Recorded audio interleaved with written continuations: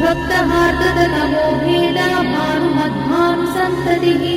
Shivduti शिवाराध्या शिवमूर्तिः शिवङ्करी